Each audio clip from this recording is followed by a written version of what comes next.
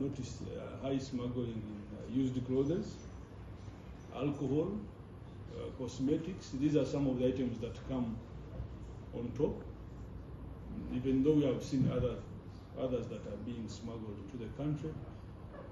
However, we have worked with other stakeholders, and on this note, I said we want to thank the police, the National Police, and the Army, RDF, that support us in trying to combat this smuggling across borders, because mostly done across borders.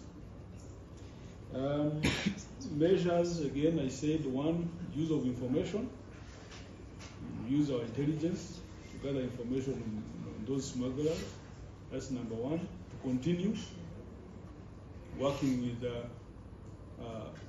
these stakeholders that I mentioned, enhance our collaboration with the police, the National Army, but also you, the media houses, to help us to sensitize people. Because some of the people, we have seen cases of people who have smuggled goods that are exempted because they don't know. So awareness is also one of the measures that we are putting in place.